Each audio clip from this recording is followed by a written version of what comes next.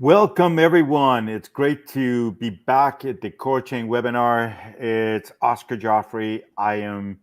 It's been a while since I've seen everyone. I'm excited to be here with our two co-hosts, uh, Laura and Dr. Karan Garimella. We are going to have a fun discussion today. So we are getting ourselves prepared. Um, you know our format. It's very simple. We are going to have a very candid conversation with everything that's going on today. There's been a lot of activity, a lot of discussions by some big banks on this whole concept of public versus private markets, and then of course the public chains and the private chains that are occurring, and what value does this bring to the private markets. So this has been one of the journeys that we've been working on at CoreConnect as part of how do we make sure that we educate everyone to make sure they have a really good understanding of what's going on. That's number two. And of course, how is that going to affect a particular sector that's emerging? And there are two things happening here at the same time. And so we're going to start from the beginning. But before we do, ladies first, Laura, please take a moment to say hi to everyone and introduce yourself. Hi, everyone. Thank you so much, Oscar, for having me. I love this platform that you provide. My name is Laura Pamatian. I am the founder of Height Zero. I've been in real estate and development for 20 years, and I pivoted into the blockchain space about 3 years ago. And now we work with real estate owners, developers, commercial property owners, real estate companies to implement AI and blockchain into their real estate projects. We have a lot of traction with tokenization, so we've been highly focused on that, but there's a lot of tech that's really important in a lot of the processes that we're seeing now in real estate, including blockchain. Perfect. Thank you. Mm-hmm. And come on, Karan, do you know your bio? Can you say it? I mean, do you need help? Well, I will try. I will definitely try. Thank you. Hi, everyone. I'm Kiran Garimella, and I'm the Chief Scientist and CTO for KoreChain. I've been in the financial services industry for almost like 2.5 decades, both as a CIO and CTO in financial services, but also a investor and trader myself in various forms of markets. My background really is also in machine learning and, of course, blockchain over the last several years. So exciting times we have, really exciting. You know, I'm going to say this because it's quite funny. So as most of you know, whenever you are asked to give your bio and headshot, and they go, make sure that your bio is one paragraph. So, Laura sends in her picture in a bio, one paragraph. Oscar does the same. And Dr. Karan Garimella sends a beautiful picture, and he sends a 2-page bio. Okay, so let's get started on the... I had to throw that in there. So as we get started, one of the things, what is the private capital market? So I'm just going to give everybody just a quick overview, and we're going to dive into the elements of it because, as you heard Laura, her experience in real estate, and people will go, what does that have to do with private? And it is part of it. So the private capital market it's the unknown. It really is. Actually, we have very low visibility into it. It's fairly significant in size. So how big is it? Well, to give you an example, just purely in numbers, 2022, $4.5 trillion was raised by privately held companies that are private in the United States versus 1.2 trillion in the public company side. And that's a fairly significant. Our private markets are growing at a rate of 6 times. So there's about 100,000, publicly traded companies worldwide. There's over 450 million privately held companies worldwide. There's about 32 million just in the United States. And in the last 24 months, the President of the United States made this announcement: 10 million companies were created in the United States. So it is a massively growth market and opportunities. And so we're going to peel it apart, what it takes to be in the private market. So, and I'm going to go to you, Karan, first a little bit before we jump into the blockchain element, because sometimes people jump right into the blockchain, but they go, what are the elements in participants? Let's talk about it a little bit, just high level. Give us an overview of some of the participants in private markets, and then we'll move into have a conversation with Laura about it.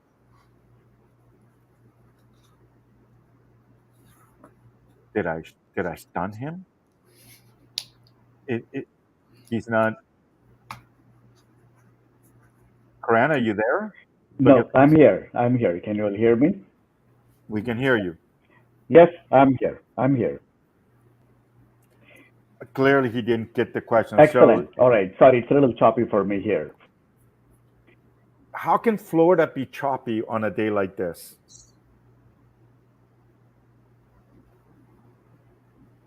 Okay, so we're obviously having a technical difficulty. I do apologize to everyone. Sorry, I guess you were asking about the participants.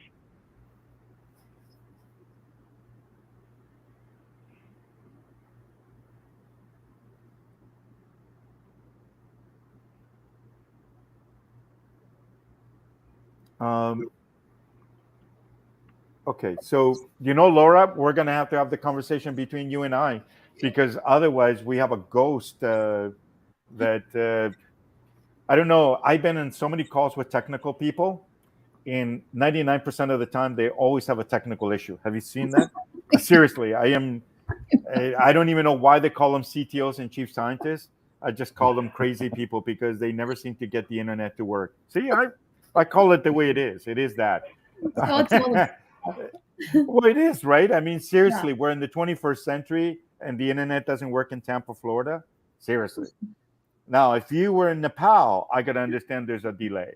Mm-hmm. But you're in Tampa Bay, unless there's a storm there with hail and all that, which I don't see. So, all right, Laura, let's talk a little bit about the participants. Oh, are you back now? Oh, wait, can you hear me? Yeah. Sorry, it's very choppy for me. My apologies. There's something going on with the weather out here. It's actually quite choppy right here outside for some reason. Of all the days. Okay, all right. So let's get started. So otherwise, we're going to be, it'll be a comedy show, not okay, so Laura, let's start with you. Let's talk a little bit about some of the participants in the private capital markets before we jump into blockchain, so people understand who needs to participate in order to make these things happen, please. In terms of, the lawyers, the auditors, the broker, because quite often people don't know who the participants are. All they ever think about company and investor, but now that it obviously takes a lot more than that, right? Yeah, and there is a lot. And in terms of where to start, obviously with a really great legal team, someone that can guide you through the process, that understands the process inside and out. You have potentially a CPA that can get through an audit, tax advisor. You have obviously the tech platform. Compliant tech platform is really important. Someone that can make that easy for the issuer, the investor, make that investor journey very easy.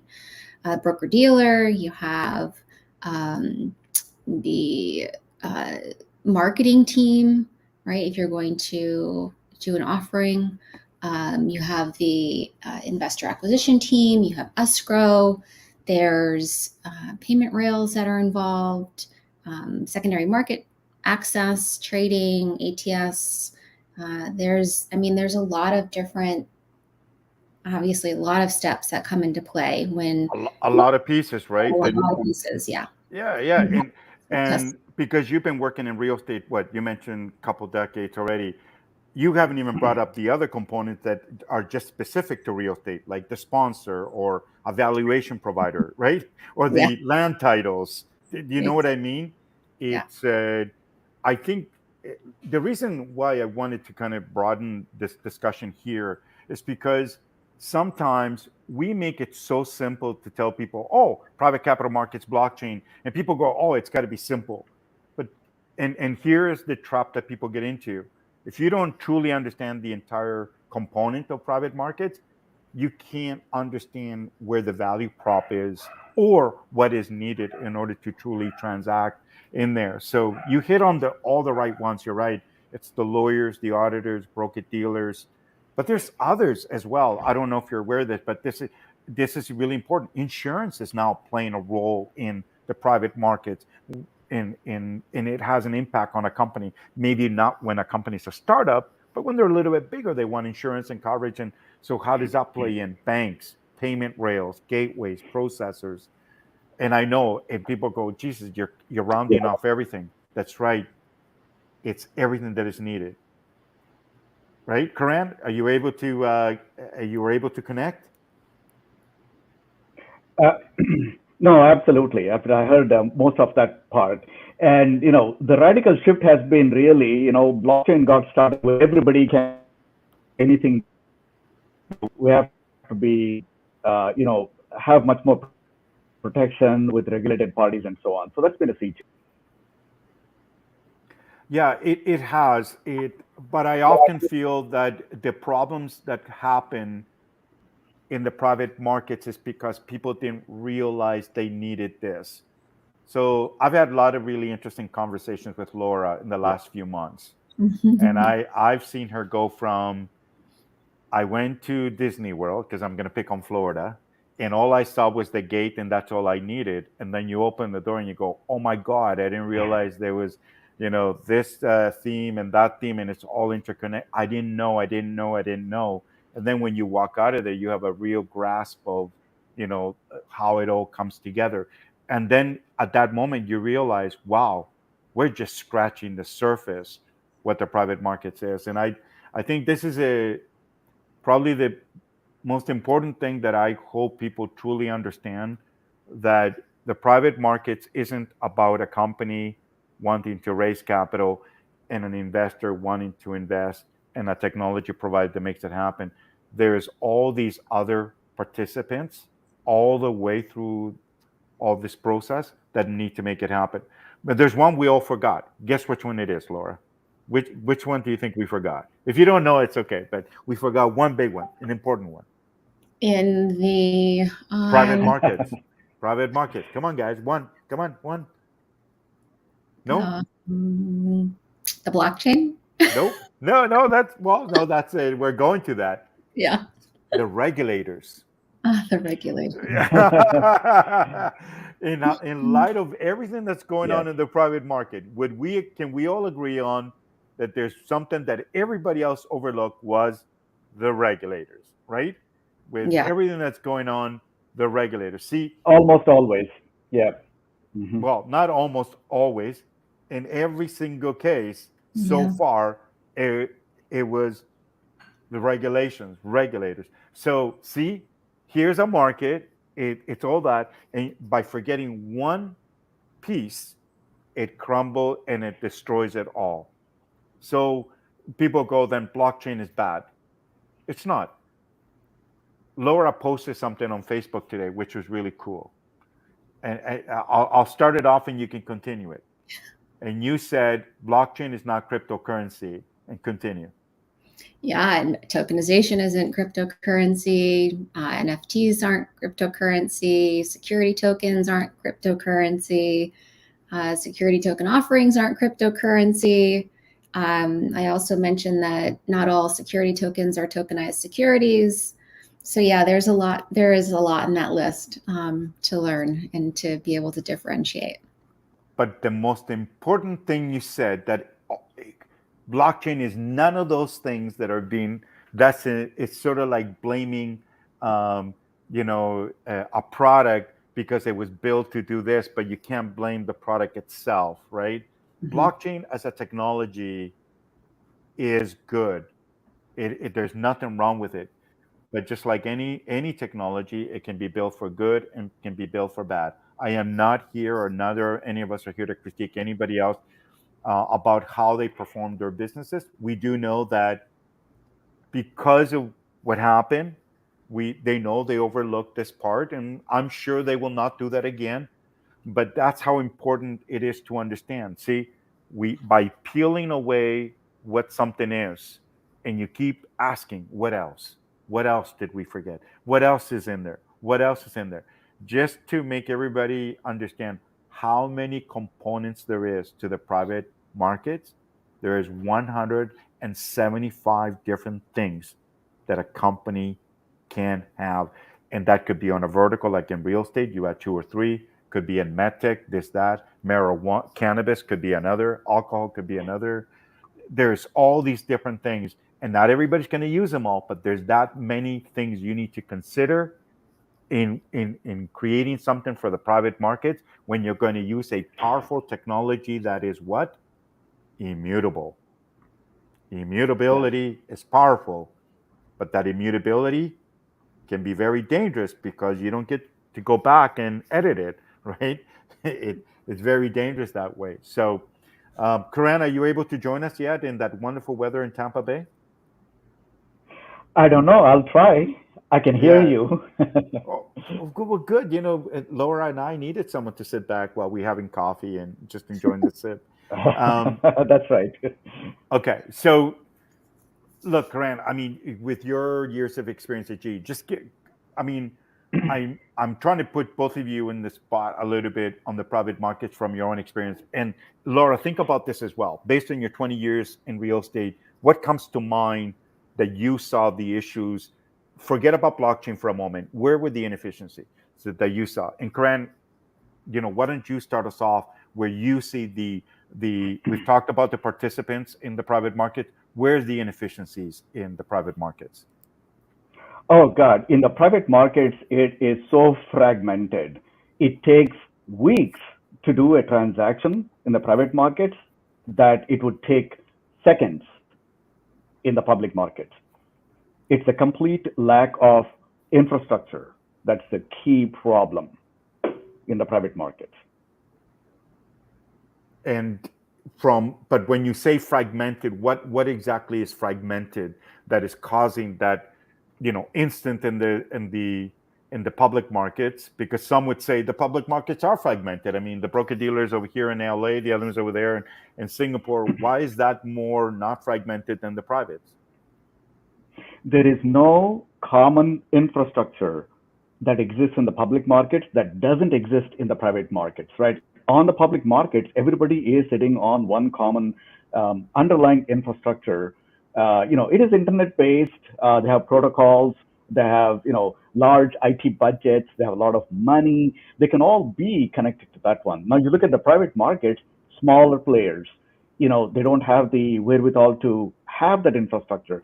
Everybody cannot be on one SAP platform, for example, right? I know the public markets aren't, but there is an underlying infrastructure that's been built for over 100 years now. It's been happening. So I think it really comes down to the lack of the proper infrastructure. Okay, Laura, you've 20 years experience, right? Now you tell me what you've seen in your life, because you said you've been doing this and then you made the shift to blockchain. But let's not talk about that. What did you see? What, is it corresponding with what Karan is saying right now, what you saw as well within the real estate? Yeah, I would say that. I mean, in real estate, nothing has really changed in the way that we do things. It was a big undertaking to go, start using the internet and start using, product like DocuSign, right? We would have to run paper around and have people sign it and go through fax machines to timestamp things. And it's super antiquated. And still, even today, it's just, we're still doing things the way we did them 20 years ago, and it's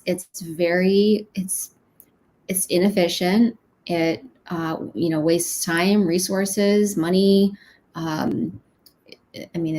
There's a lot of inefficiencies. The way that there's 3,000. I mean, we're talking about real estate and the way that we record real estate, just in the simplest form of how I transfer my house to someone else and how that gets recorded. I mean, there's over 3,000 counties in the United States, and every single county does something different. Right, the way that they record title. So, those kinds of things. We got to figure out a way where, why can't we all be on the same page with how that happens? But you brought up an interesting point. You recall when we had a discussion about real estate, and people were talking, oh, they just want to tokenize, and we're going land titles, and you're like, what? We got to go right back there. And you just brought up an interesting point. Every state is tracking it differently. Look at that. Very different. Very different. And so before you can put it into this form, you got to fix it over here. So I think this is the what's really exciting now with everything that's going on with the kind of chaos that it's making us ask these very important questions, not just skipping it over. So I hope for the audience today, I know I make light of the situation, but it is important that if you're going to engage in the private markets and you're going to engage in utilizing blockchain or you want to use it, you should understand everything that's needed, no different than when you buy a car. And people, why is that analogy the same? Well, it goes like this. Yeah. You go to buy a car, it has 4 wheels, a steering wheel, air conditioning, heater, seats, revolving seats, everything you need to make sure that you can drive this car safely on the road. It's got, the airbags, the whole works. It's been rubber stamped by everyone, rubber stamped by regulators before you can drive it. This is a funny thing I always tell people. Anybody can buy a car, but only the person that shows up with a driver's license, car registration, and insurance can take the car out of the lot. And see, that's right. we've forgotten Exactly those right. basic things. And so this is now making us look at this. So this is really exciting that we're opening this discussion, and in further webinars, we're going to talk in more detail, specifically in certain participants, how blockchain affects them even in depth, more in depth. But I think what Laura and Karan have said is so true. The inefficiencies of the private markets are evident today. They're still there. In fact, I want to take that analogy. It's a great analogy of buying a car, right? Even if the car is completely approved by all the regulations, it's very safe. The driver has a driver's license. Everything is there. The driver would never dare take the car out if there were no traffic rules. There were no roads out there, right? All of that is part of that infrastructure. Yeah, and I think that's I like that. I mean, the rules and everything are part of the way we function, and the rules are there. We want a free. I know some people are going to go, well, this is totally different than we want the free markets. No, I never said we're not going to have open free markets. It's just that we have rules to protect the investors. I'm going to go back to the early days. I don't know if you guys know this, but the very first publicly traded company was a Ponzi scheme, the Tulips. You probably never heard of this, but the Tulips was the very first publicly traded company in the Netherlands, and it was a Ponzi.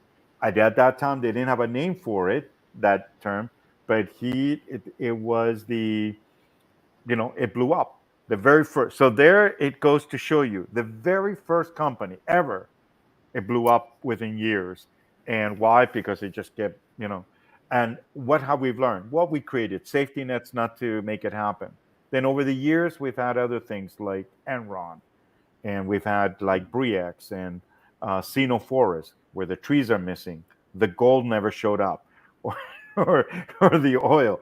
And so what I know, and Laura's shaking her head like, what? Yeah, and then so why are we so surprised that this is happening with other players like FTX and others? It's because we're human beings and we keep thinking that technology is automatically going to solve our problems. It isn't. If you don't understand the problem 100%, it won't. So, all right. So we've talked about the participants. We talked about the inefficiencies of the private markets, not in great length, but let's dive in now. Obviously, the discussion that we have today is the impact. What value does blockchain bring to the private market? So obviously, Laura, your specific view right now is real estate, but clearly, I hope, and all the times that you and I have spoken, you've seen it broader than that. Share with us where you see it from your own eyes, from your 20 years to where you are now within blockchain. What the inefficiencies are? No, what the value is of blockchain that is coming into the inefficiencies that you saw, to beyond the inefficiency, to what more it can do. Yeah, I mean, it's providing validation, it's providing efficiency, right? It's being able to being able to track processes in a more trusting way, being able to know that who you're dealing with is who you're dealing with. There's just a lot of things that, I mean, especially in real estate, as far as the opportunity to automate processes, I mean, automate compliance, those kinds of things, I would think, would probably be the most important in real estate. Oh, I think I lost your sound. That's right. I muted myself this time. But I know you've attended a lot of events and gone to a lot of webinars. You notice the discussion of real estate and the impact blockchain will have, it differs depending on what audience you're speaking to, correct? Oh, yeah. Absolutely. Yes. Absolutely. So for everybody listening here, one of the things that Laura has a really good advantage, she's been going to some institutional events. So share some of the comments what you've been hearing, how they see the value of blockchain in that space. Yeah, I mean, I think it's all kind of along the same lines of being able to provide trust in a space that really has to have this constant validation of, trust processes. So we're not just doing it once, right? We're going through these processes over and over and over and over again, the same processes to find out the same information, and taking all of this time to provide the same data and information.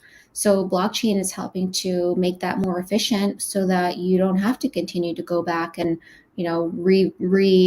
revisit and research and evaluate information, where you can just trust what is on the blockchain. You can trust that has not changed. No one's manipulated it, changed it.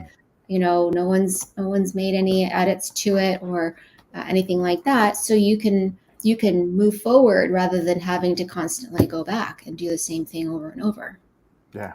Karan, you were going to share some comments because I know you've also been looking at the institutional side. I know that you've been on panels and you've had discussions with, obviously, what do you think they see blockchain as a value in the private markets? Because I want to make sure people understand the private markets are in layers. So there's the institutional layer, private markets, Yes. There's a mid-market layer, and then there's the everyday people layer, personal layer. So, sorry, Karan? So what I've seen, and I've had a lot of these conversations with companies, enterprises, right? Not in the public blockchains, but in the private permission chains. And the biggest problem they're trying to solve is how can we get all of our partners, suppliers, major customers with a common visibility into transactions. And companies spend enormous amounts of time trying to reconcile transactions. And I've been in the space for so long. Everywhere, it all boils down to this one: we have no visibility into the data end to end. We know our part, but that's it, right? So we're not dependent on somebody else to give us stuff in Excel files and emails and things like that. So it's this whole reconciliation of data going back and forth, and who changed that? Why did you change it? Who owns that? This is an endemic problem in all enterprises. And now the one way you can solve the problem is to insist that everyone sits on one big ERP system, SAP, right? That we know is never going to happen. So what is the alternative that is much more, that is less expensive and much more easier to implement? And that is a permission change. Everyone operates their own node, they put stuff up there, and it automatically syncs completely. And everyone has trust in that because it's immutable, right? I think that is that doesn't sound very sexy for most people, but that is a significant game changer in productivity for everybody. That's interesting. And so, it's you're right. Everybody's going to look at it from this space, and they're going to trickle down and thinking that it applies. And that's why because I watched Laura and you, Karan, both of you participate in different venues that are talking specifically. It's important for the audience to understand that when we're saying the value of block, it doesn't necessarily mean that the entire private market sees that same value. I think this is my observation. My observation is as following: the value to Oscar Joffrey, who made a $20,000 investment in a company using blockchain to manage my holdings and be able to move them around and, you know, do secondary market trading, is much different than an institutional investor who is a $10 million, $100 million block, who needs to have a custodian and who's not going to be selling this. They're not thinking of liquidity. They're thinking of when our time comes in where I got this and I go, I got, I got $10,000 worth. I got 100,000 tokens. I want to be able to start trading them. I want to sell some here and make my money back. It's very different and different requirements what blockchain technology needs to do. I mean, Laura, do you agree with that? I mean, like I said, because you've been to so many events, that's why I brought you here. It's because you've had your eyes open in so many different levels. I know maybe sometimes it gets convoluted. She's probably she's like one of those blenders. Come on, Oscar, be nice to me, okay? I'm still getting. I get it. I'm not trying to pick on you, but does it make sense what I'm saying to you right now in this context? Okay. Absolutely. Yeah. I mean, like you said, I mean, everyone is going to have their own takeaway about what's important to them. And I think that blockchain supplies that, that importance to everyone on their level, whatever level that is, whether it's institutional, whether it's retail, whether it's $100 million investments in holding, billion-dollar portfolios of real estate product, or if you're a community investor and you want to participate in a local brand new hotel development. I don't know, it's the same type of it's the same value and the same benefit, but on very different levels, right, for everyone. Yeah, it's I think that's probably the most discussions I have, Karan. I mean, I know you were in a call recently with a client, is that they'll go to one of these events, blockchain, and they'll hear about private markets, blockchain transforming. They'll walk out of there, and then they come back to here, and they think that applies to them, and sort of like, are you sure? You mean I can't do this? Well, no, because you're going to be selling to Laura, and Laura is a person. Exactly. Right, Karan? That's right. That's absolutely right. Yeah, I think people say, hey, we look at this wonderful. I saw this wonderful bus out there. I want to get that bus, but what you need is a car, man. It's not a bus, right? And people understand that technology doesn't mean everything is on a car, on a bus, or on a plane. It's all different vehicles, different instruments, and different models for people. It is. I think that's the thing that's okay. So let's talk some very specific. So we talked about the fragmentation of blockchain, and each of you are gonna. I want you to be able to discuss it in your own experience. So think about this for a moment, and you can provide an example if you like, because I believe in analogies are always critical. And I'm going to leave real estate to you, Laura, because it's your heart and soul, and you become a face of it within the sector, and more importantly, you are seeing it both from the institutional side, how that it would apply there, and then to the everyday person. But Karan, let's start with you a little bit more on the everyday, because we're dealing with everyday companies, right? Companies that are raising capital, whether 5 million, 75, 100, doesn't really matter. They may have institutional, but that's not their primary focus. Give me an overview where the efficiencies are going to occur when understanding the problem and applying blockchain to solve that problem. So in a problem like this, where people are, selling securities or raising capital in a smaller company context and with a wide audience like this, there are many problems that occur, right? And so right from the get-go, when people come in and they have to perform their KYC ID verifications, there are lots of moving parts to this. There's the payments happening, there is closings happening on investors.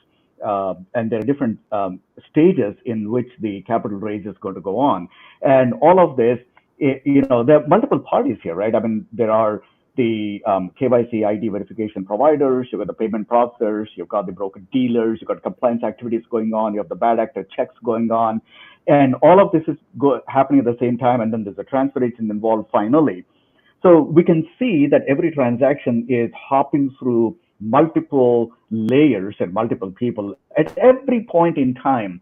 How am I assured that the data is secure, the transaction has happened, the KYC was verified? All these checks and balances, how can we really make sure? And all these parties and all players work on different technologies.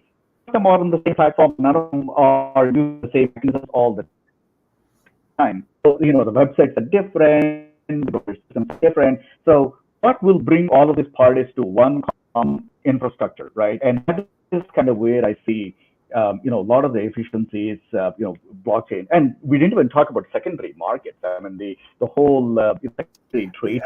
Yeah, I was just going to say, an entirely different ballgame. It's a different ballgame, exactly. I think people immediately think blockchain, the whole reason for blockchain is secondary market trading.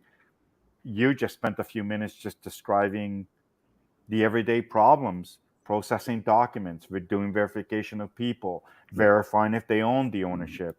And I firmly believe it is one of the most transformative technologies that will impact the private capital markets. What does that mean? In my view, is that it will give the freedom to the investor. So see, it's not the technology, freedom to the investor to be able to navigate within the markets, to be able to move freely with a passport per se, that allows them to reinvest or invest in privately held companies very fluidly. Today, I didn't share this with you, but I'm just going to give you one element of the private markets. A company raising money without the elements of blockchain. And the inefficiencies are that if Oscar wanted to invest in company ABC, they would go in and enter all their information.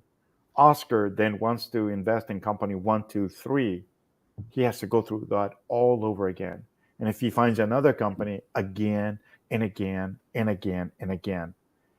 And it even gets even weirder, not weirder, but even more complex when there are more broker dealers involved, because every broker dealer wants you to go through it because they can't trust that broker dealer did it because, again, the data could have been manipulated. They want their own report.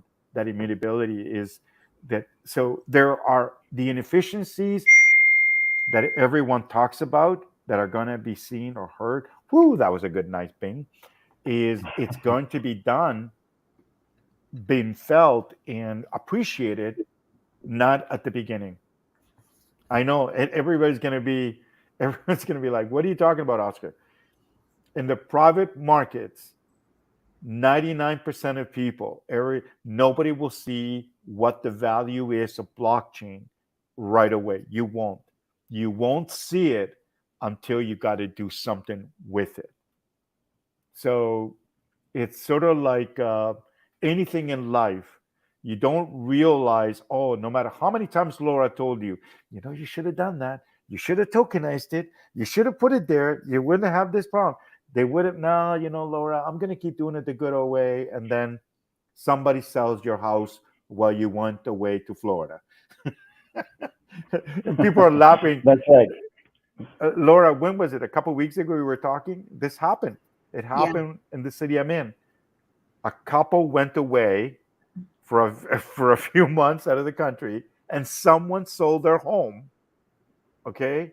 This would have never, ever happened if the information was in the format that it was in, which was in blockchain. These people were able to manipulate, all falsified records, contract records. It's so easy nowadays, right? PDF, you can change the signatures, change the date. So all of this all can be taken away. So you got to see, but that pain, that owner is now going to say, next time I buy my home, I want the records here. I want you to store them here. See? sometimes we got to go through pain before we understand the gain. And that's why, one of the key messages we're always killing people is you got to go through chaos to understand the compliance component and then to come up with clarity in the other side.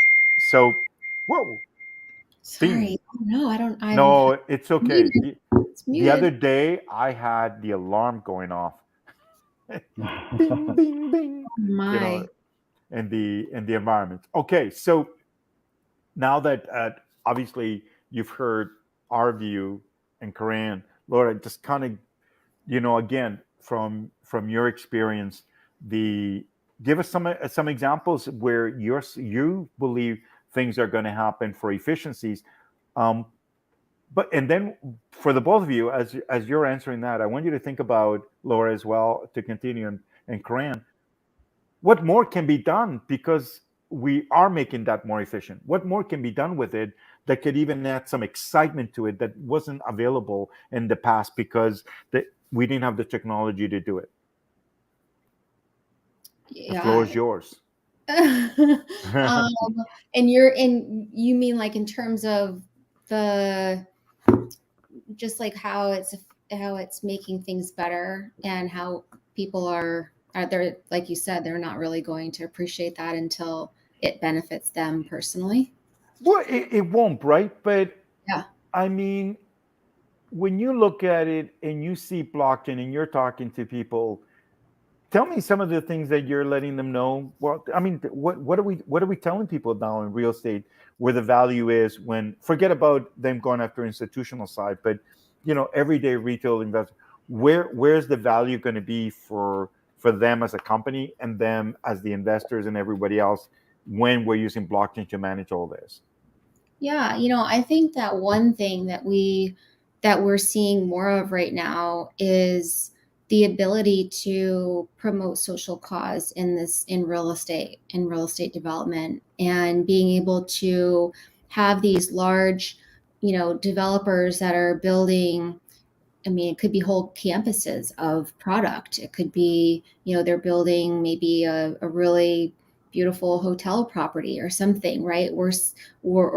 I'm seeing right now there's an arts campus that's being built, and they want community involvement. And how do they get community involvement? And being able to do that, having the community participate in the property, right? As investors, we can do that using obviously a Reg A offering. We can use that. We can use tokenization. We can allow them to participate, lowering the barrier of entry for them. We can allow them to not have to stay, tied up in an investment for a very long time, which traditionally is 3 to 5 to 8 years. I mean, there's all these things that we're seeing in social cause too. There's companies right now that have fully funded projects that have, they're doing like sustainable building, right? And kind of like an eco campus of properties. And they have this, they said, well, you don't necessarily need to raise capital, but why don't you offer a portion of the equity or the investment to the community? You're having this, very niche community that really believes in what you're doing. And they said, well, that's a great idea. We can have them participate in the supporting of the offering and the support of the community. And then you have all of a sudden, everyone wants this community to succeed because now they have pride of ownership, and they have, a legitimate interest in seeing that community succeed or that product succeed. So, I mean, those are the kinds of things that I really like to talk about. There's so many others for, investor benefits and issuer benefits. But I think when we can truly democratize the process, and we can allow retail investors to participate, and we can allow them to do that safely and compliantly and, regulated, and everything is in their best interest, I think that really is important. And this technology helps to provide the trust and the infrastructure to let that happen. I mean, you brought an interesting narrative that I liked. as you were talking, that not only does it have the benefit, obviously, from the inefficiencies, but you started talking about community building, using this technology for community building. Who would have thought that we would be saying those kind of words? Do you know, Yeah. building a community, using the technology to do that, and that's what I mean by forward thinking.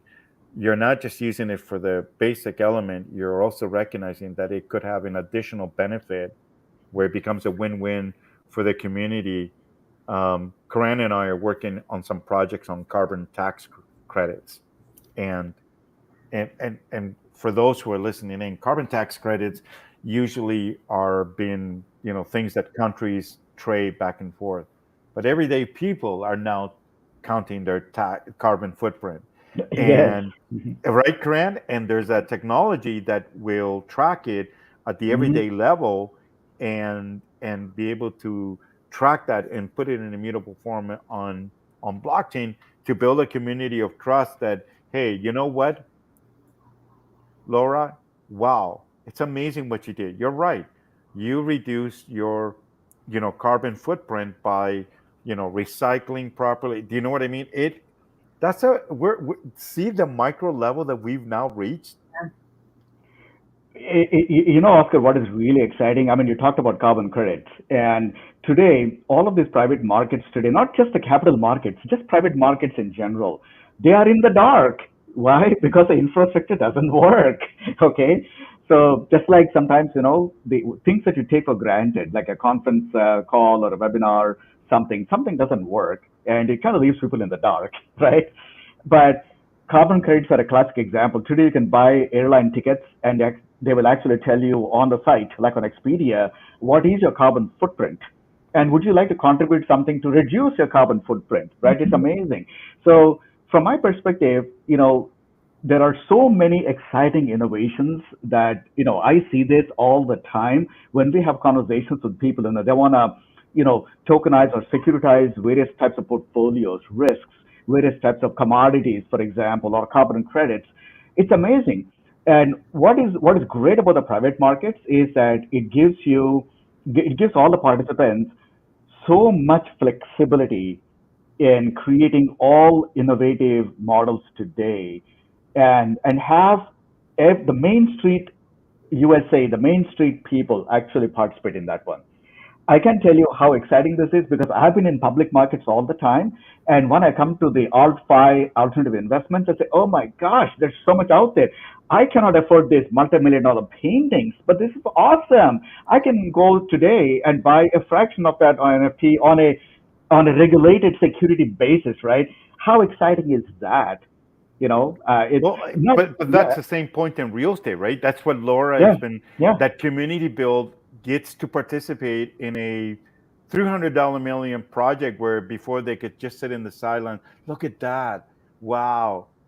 And the other guy's like, yeah, I'm going to make a few billion on that, and now you get to be that person as well. I think Uh, that's I mean, they're building like crazy in Tampa. You go to Tampa downtown, and there's all kinds of proposals to build, various things. And then community residents are sort of opposing some of that. But just imagine if there's a way for the community residents to participate in these buildings as an offering. I think they'd be much more enthusiastic about stuff.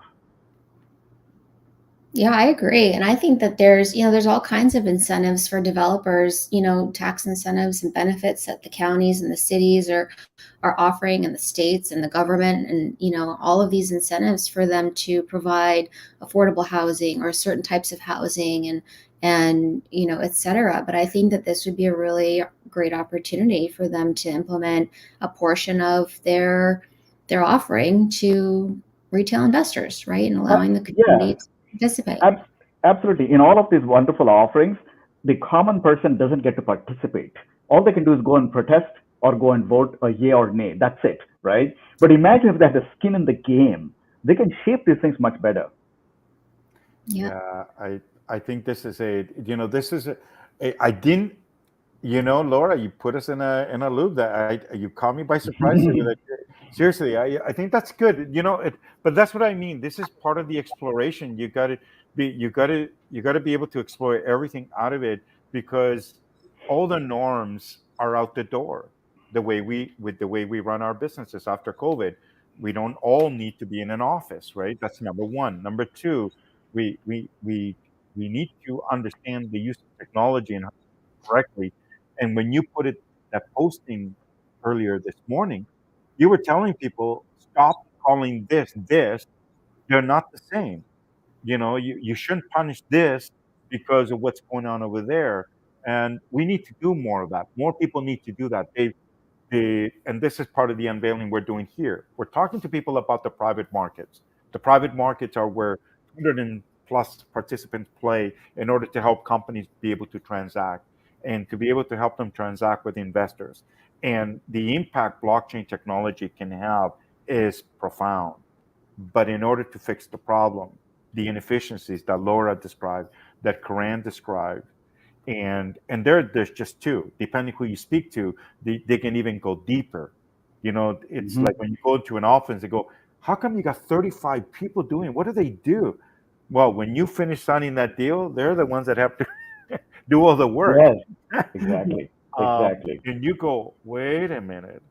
If we just use, see, now you understand how to unveil." That's why I always say most people will never see the true value of blockchain until the time comes when they need to do something with it. And when people buy security tokens, securities in the private markets, you're not going to see that immediately. Um, so I don't want to touch on secondary market I in this conversation because even though the secondary market plays a role with blockchain, I think it's been the main reason why people keep thinking about it. That's right. But Laura said something that I want to keep.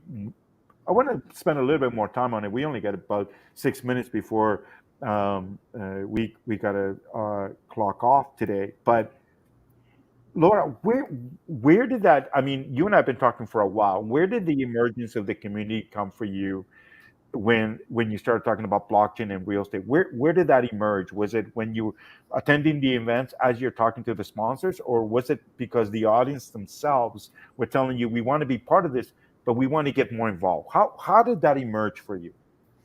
Yeah, I think that, the one of the first conversations I had was with a very big developer. They were, on this topic. They wanted to implement blockchain technology. They wanted to use utility tokens to create a reward program for this new community that they're building. And it's an eco-friendly community, just like you were mentioning with carbon impacts and et cetera. And they approached me about that, and I thought that's really interesting. But then I said, well, where are you in your development process? And we went through that process, and they said, well, we'll be fully funded in about 2 months. We'll be ready to go. We're shovel ready. That whole process is done.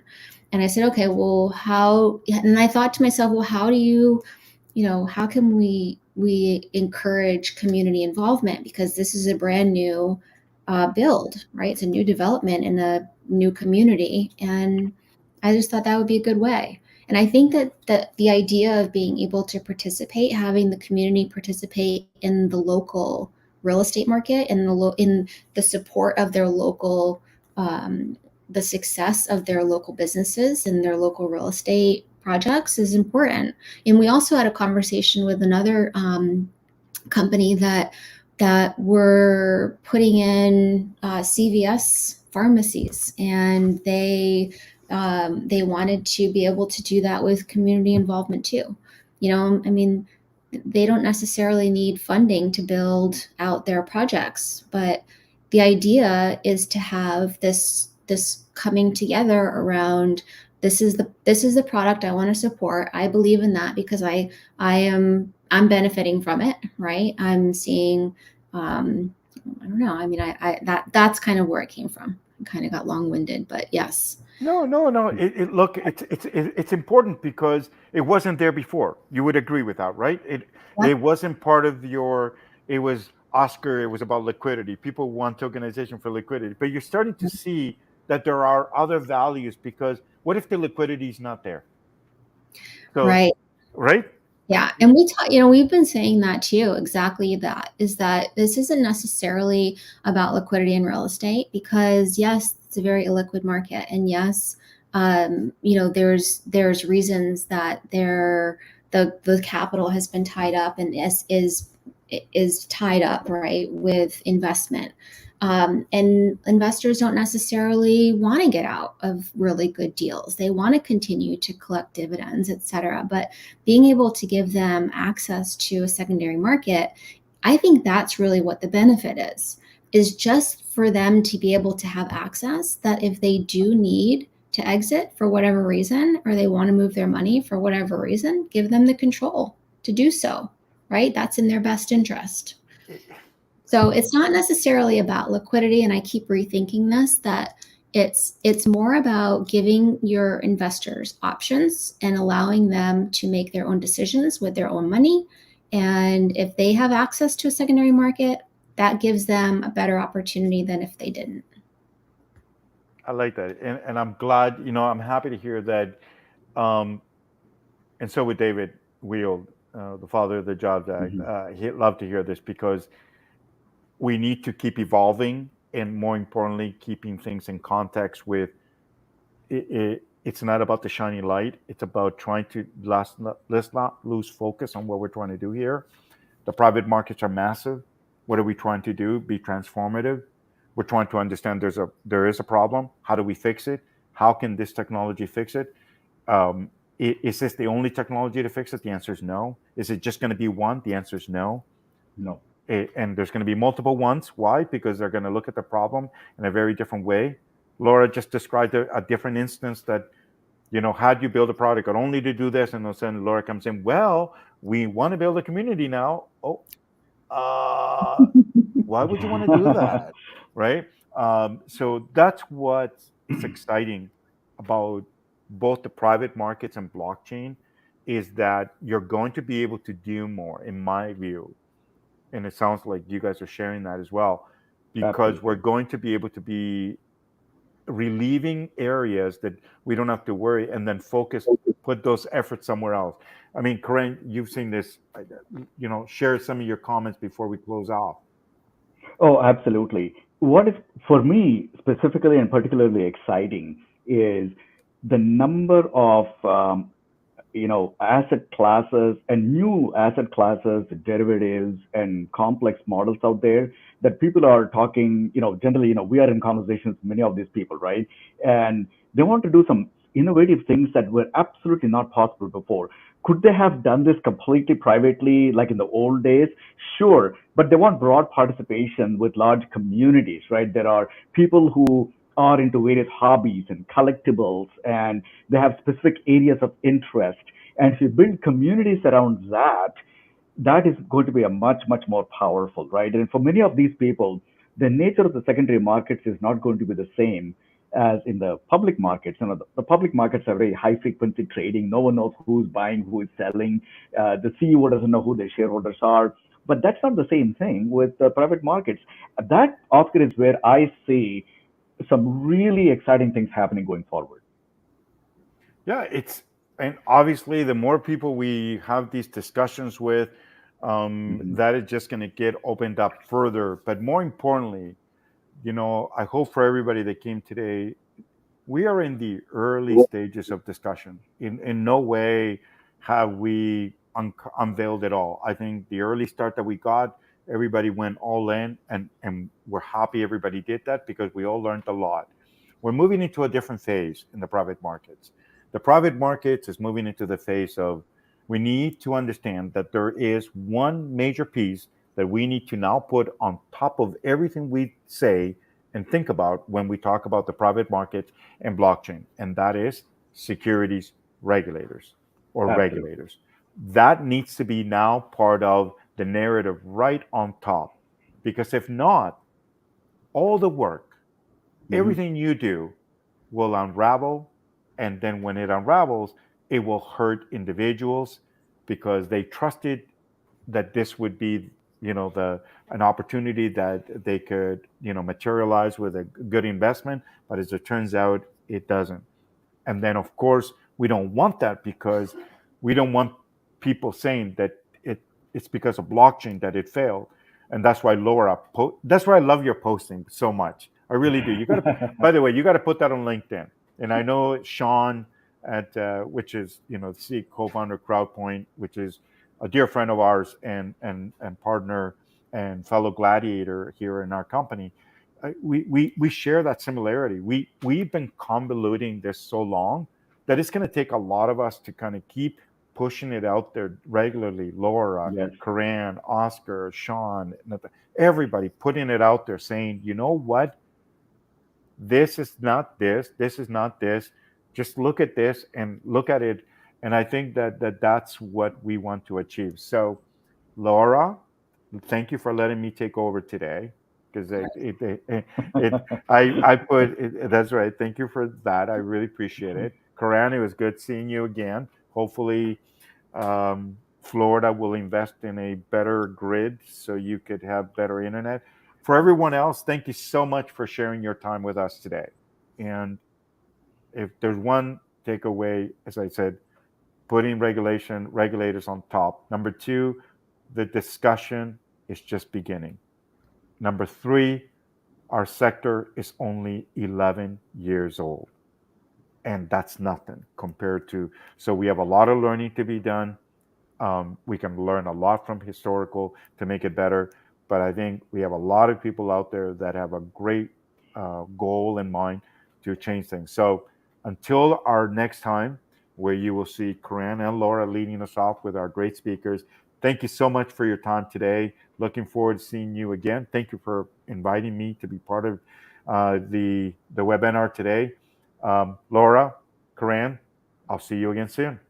Thanks, Oscar. Absolutely. Thank you. Keep leading.